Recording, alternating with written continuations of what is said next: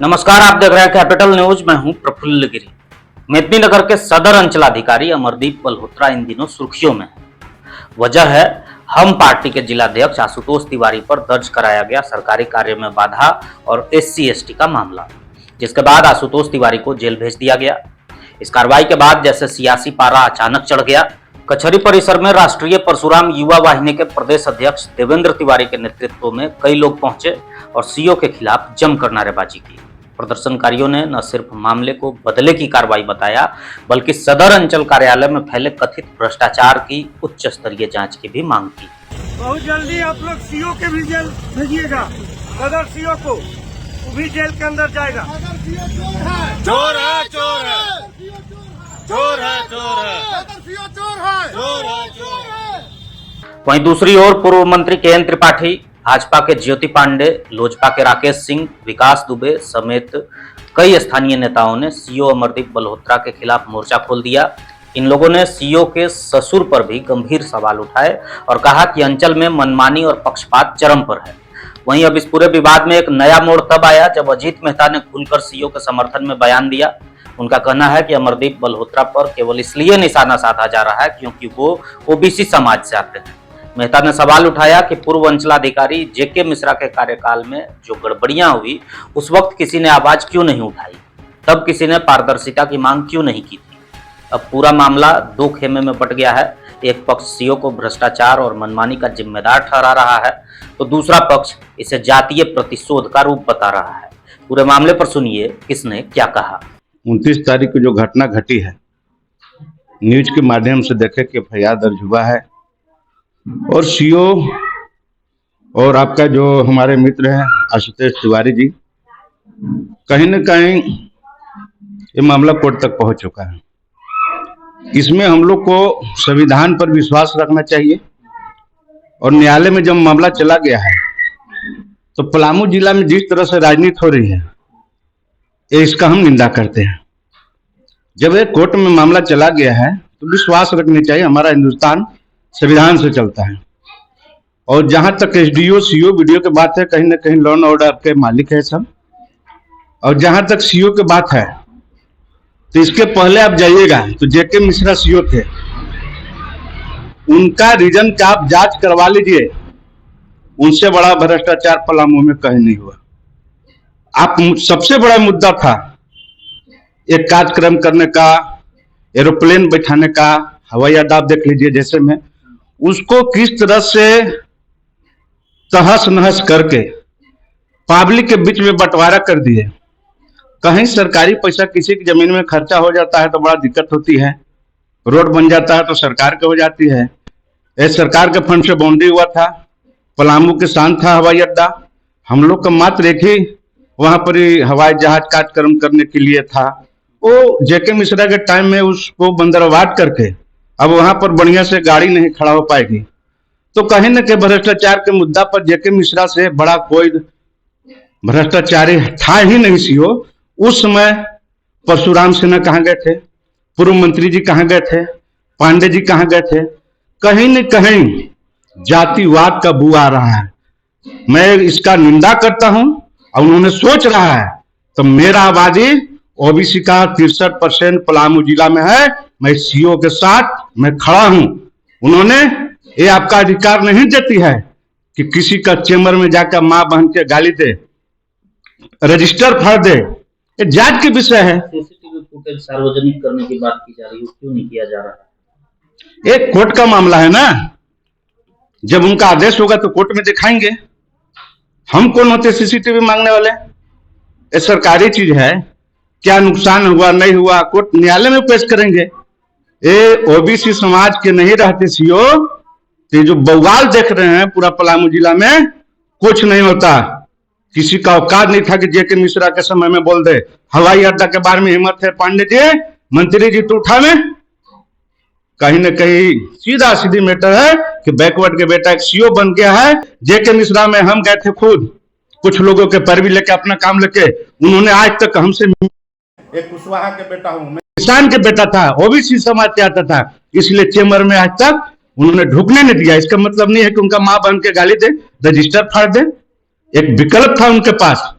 आप मीडिया में चौथा स्तंभ में जाते, डीसी को लिखते, मंत्री को लिखते, मुख्यमंत्री भी जाते, धरना प्रदर्शन में जन्मसिद्ध अधिकार था वो करते। उनका जो नीति संवैधानिक है कहीं ना कहीं गलत था। सीधा सीधी जो मैटर है बैकवर्ड फॉरवर्ड उन्होंने चुभ रहा है। एक बैकवर्ड के बेटा सीओ कैसे बन गया, आज ये गलत बात है। आपको रियल में आवाज उठाना है तो आप जो हवाई अड्डा जो है जो तहस नहस हो गया, जो हम लोग का गौरव था, हम लोग पलामू जिला के शान था, उसके बारे में मंत्री जी ने बोले, पांडे जी ने बोले, परशुराम सेना ने बोले। कहां गए थे? क्योंकि जे के मिश्रा सीओ थे इसलिए ने बोले थे। आज ये सीओ के लिए रहते तो पूरा आप लोग धावा बोल देते। मैं सीओ के साथ पूरा ओबीसी समाज, अजीत मेहता समाज टोटल इनके साथ है। कोई बाल बका नहीं कर पाएगा। सामाजिक चीज है, न्यायालय पर भरोसा लोगों को रखना चाहिए और संविधान पर भरोसा रखते हुए संविधान से चलता है। कि किसी आशुतोष तिवारी नाम के लड़के को हरिजन एक्ट लगा करके SC ST एक्ट और जेल में अरेस्ट कर लिया, क्योंकि वो CO बलहोत्रा से किसी इशू पर बात करने गया था। मैं इस बात अपने अनुभव के आधार पर मैं जानता हूं कि जब भी पदाधिकारी यदि SC ST एक्ट लगाते हैं तो इसका मतलब कि उनके पास कोई गलत को साबित करने का कोई एविडेंस नहीं है, या अगले को गलत नहीं पकड़ रहे हैं लेकिन उनको दंडित करना चाहते हैं। एक्चुअली सच पूछिए तो ये जो बलहोत्रा है, हम बहुत दिनों से मुझे ऐसी सूचना है और पुख्ता सूचना है, मैंने बलहोत्रा को बोला भी था कि आपका ससुर आपके नाम पे उगाही कर रहा है। तो जो हम एक अनुमान लगा सकते हैं कि पलामू से 50 करोड़ रुपया की अवैध उगाही इन लोगों ने किया है। तो एक्चुअली जेल तो जाना चाहिए बलहोत्रा को, क्योंकि ये लोग अवैध उगाही करता है, जनता को लूटता है, एक छोटे छोटे म्यूटेशन ऑल इलीगल एक्टिविटीज, लेकिन अभी जेल भेज दिया आशुतोष को दलित एक्ट लगाकर। तो ये गलत है, यह इसके दुष्परिणाम दिखेंगे। और मैं आपको इतना ही कह सकता हूं कि इसके दुष्परिणाम दिखेंगे कि ऐसे अधिकारी जेल में रहेंगे। मैं तो इसलिए नहीं बोलता हूं कि ये छोटे अधिकारी हैं, स्टेट के डिप्टी कलेक्टर हैं, इनके खिलाफ बोलना मुझे अच्छा नहीं लगता है, इसलिए मैं बोलता नहीं। लेकिन अभी परिस्थितियां ऐसी हो गई कि आशुतोष नाम के लड़का को, वो अनुभवी लड़का नहीं होगा, हो सकता है कि कुछ आवेश में बोल दिया होगा, ये सारी बातें हो सकती है। लेकिन जैसे ही SC ST एक्ट लगाया गया, पता चल गया कि वो सही था और CO बलहोत्रा गलत थे, तो ये चीजें जो हैं कुछ नहीं होगा, वो जेल से निकलेगा। बट ये इन्होंने आओ बैल मार का स्थिति खड़ा कर दिया। तो ये स्थिति पूरे पलामू में है और राज्य के दूसरे जिलों में भी है कि ब्यूरोक्रेसी जो है, जो लोग काम कर रहे हैं, ये तो भ्रष्ट हो गई है और पैसा उगाही में लगी हुई है, और उसमें जो बाधा बनता है उसको अपने ब्यूरोक्रेटिक अंकुश से हुक करने का प्रयास करता है। तो मैं इसकी निंदा करता हूं, इसका विरोध करता हूं और मैं इस अफसरशाही और अफसरों के भ्रष्टाचार के विरुद्ध भारी लड़ाई लड़ूंगा। सदर प्रखंड के भ्रष्ट CO जो भ्रष्टाचार में पूरी तरह लिप्त है, उनके द्वारा हम सभी ने देखा कि कैसे हम पार्टी के जिला अध्यक्ष आशुतोष तिवारी अपने कार्यों को लेकर ब्लॉक में गए थे, और पूर्व में भी CO साहब पर उन्होंने भ्रष्टाचार का मामला प्रेस मीडिया के माध्यम से उठाया है। DC मैम को भी ज्ञापन देने का काम किया है। एक साजिश के तहत जब वो कार्यालय जाते हैं तो उन्हें झूठे मुकदमे SC ST एक्ट में, सरकारी काम में बाधा के एक्ट में गिरफ्तार करा लिया जाता है। मैं इस कार्रवाई की घोर निंदा करता हूं और मैं कहना चाहता हूं कि पहले ये जो भ्रष्ट CO है अमरदीप बलहोत्रा, उनके पूरे कार्यकाल की जांच की जाए।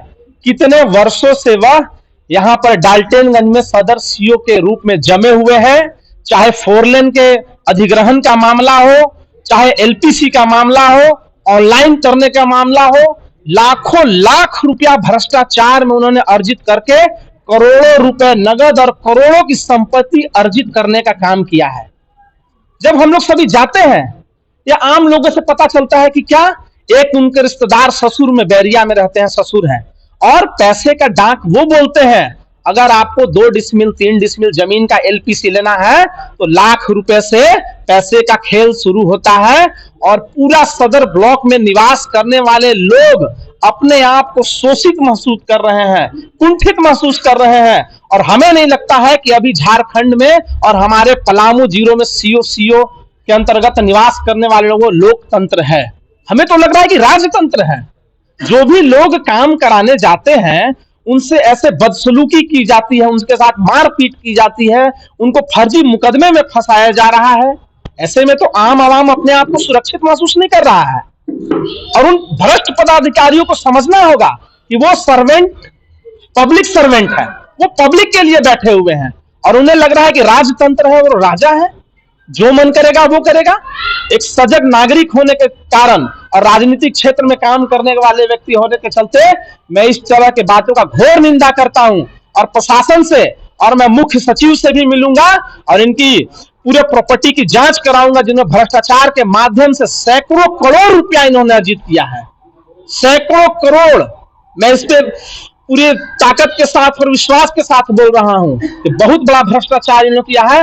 और ऐसे भ्रष्ट पदाधिकारी को कई आर्म्स मजिस्ट्रेट बनाना, सीओ का अतिरिक्त चैनपुर का प्रभार देना, ये बहुत ही निंदनीय और गलत है। इस तरह को ये पदाधिकारी को बर्खास्त करते हुए इन पर निगरानी का जांच किया जाए और हम लोग एसीबी से भी इनका जांच करवाएंगे कि क्या क्या भ्रष्टाचार के माध्यम से इन्होंने अर्जित किया है।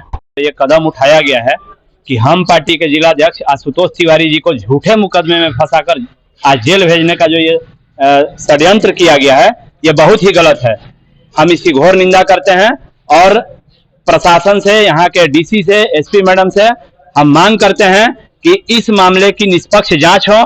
कार्यालय में सीसीटीवी लगा हुआ है, अगर सीसीटीवी फुटेज मिलता है तो उसकी जांच हो। सीसीटीवी अगर नहीं चल रहा है तो इसके पीछे बहुत बड़ा षड्यंत्र है, क्योंकि आप लोग जितने प्रेस के लोग यहाँ पे उपस्थित हैं, आप ही लोग के द्वारा पेपर में पूर्व में न्यूज छापा गया है कि आशुतोष तिवारी जी हमेशा भ्रष्ट सीओ के ऊपर जो है सो आवाज उठाते रहते थे। डीसी मैडम से मिलकर इनके ऊपर कार्रवाई करने का भी उन्होंने जो मांग किया था, आप ही लोग के द्वारा अखबार में, इलेक्ट्रॉनिक मीडिया में प्रकाशित करने का भी काम किया गया था पूर्व में।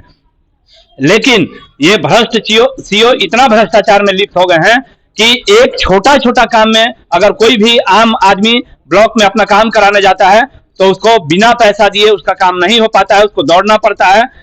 और इसी का परिणाम रहा कि कल आशुतोष तिवारी जी को गुड फेथ में लेकर अपने कार्यालय में बुलाया गया सीओ के द्वारा और खुद से रजिस्टर फाड़कर और आशुतोष तिवारी जी के ऊपर झूठा मुकदमा खुद से रजिस्टर फाड़ने का किया गया और अपने जो है सो चपरासी के द्वारा SC ST एक्ट में झूठा मुकदमा दायर कराया गया कि SC ST एक्ट में इनके ऊपर FIR करो। पूर्व में भी कई यहाँ के सामाजिक कार्यकर्ता और कई प्रतिष्ठित व्यक्तियों के ऊपर जब वो सीओ के ऊपर जो है सो गलत काम करने का आरोप लगाते हैं या आवाज उठाते हैं तो उनके ऊपर पूर्व में भी SC ST एक्ट का मुकदमा दायर कराया जा चुका है। इसलिए मैं प्रशासन से मांग करता हूं कि ऐसे भ्रष्ट सीओ को सारे कार्यकाल की जांच हो, उनके संपूर्ण कार्यकाल की जांच हो और जितना अवैध उन्होंने कमाई अर्जित की है संपत्ति जब्त की जाए और इनको तत्काल जो है सो बर्खास्त किया जाए।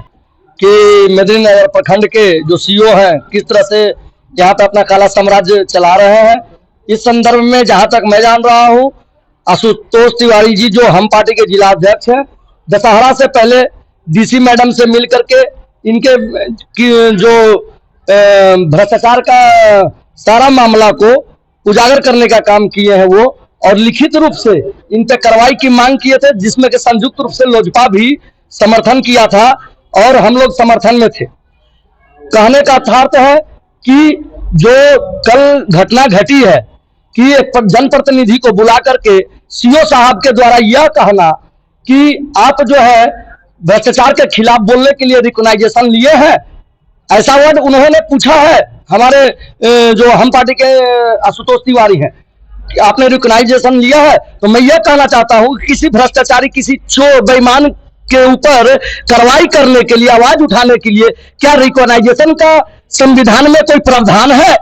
तो ये शायद बहुत ही मूर्खतापूर्ण बातें कर रहे हैं, तानाशाही तरीके से वो कल भी जो है कि थाना परिसर में सुप्रीम कोर्ट के वकील पत्रकार महोदय के उपस्थिति में आमजन जो है कि उनसे बात करने गए कि सर जाए दीजिए, जो गलती हो गया माफ कीजिए, अब जो है कि इस तरह का जो है कि कार्रवाई न करें, आप गलत कार्रवाई हो रही है। तो इस पर जो है कि वो बोलते हैं कि आप सभी लोग आशुतोष के जो है कि पक्ष लीजिएगा तो आप लोग भी गलत है। तो ठीक है, मैं मीडिया के माध्यम से लोक जनशक्ति पार्टी के जिला अध्यक्ष होने के नाते यह जो है कि मैं कहना चाहता हूं सीओ साहब से कि आशुतोष तिवारी गलत नहीं है। आशुतोष तिवारी जो भी मामला उठाया है वो जांच का विषय है।